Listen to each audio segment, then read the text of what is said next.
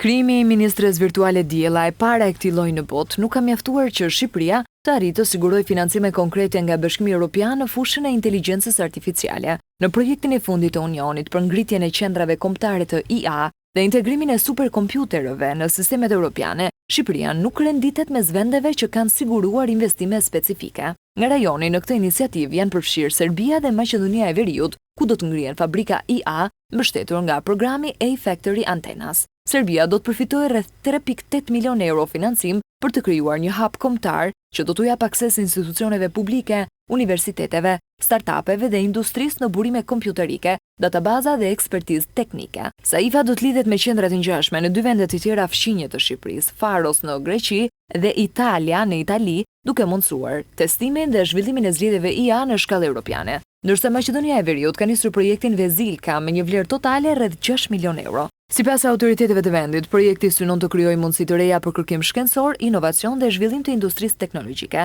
Që të dyja projektet, sipas të dhënave të BE-s, synojnë të ndërtojnë një fuqi punëtore të aftë në AI, të modernizojnë shërbimet publike dhe të zhvillojnë zgjidhje specifike për fusha kritike si shëndetësia, energjia, kultura, gjuha, bujqësia dhe administrata publike digjitale. Kjo përjashton që Shqipëria të arrijë të sigurojë fonde apo edhe të ketë të njëjtat objektiva, ndonse është pjesë e rrjetit të superkompjuterave të Europës nga qershori i vitit të kaluar. Përposhtë investimeve të reja që mungojnë, vendi përballet edhe me raportime se fondet për programin digjital janë pezulluar për shkak të dosjes Akshi, por lidhur me këtë pretendim, ende nuk ka një njoftim zyrtar nga Komisioni i Evropës. Kujtojmë se lidhur me diellën, ka shkruar pak kohë më parë edhe New York Times duke vënë në dukje një paradoks të fortë. Drejtuesit e institucionit Akshi që e zhvilluan ministren që supozohej të zhdukte korrupsionin, janë vetë nën hetim për dyshime mbi manipulimin e tenderave publik.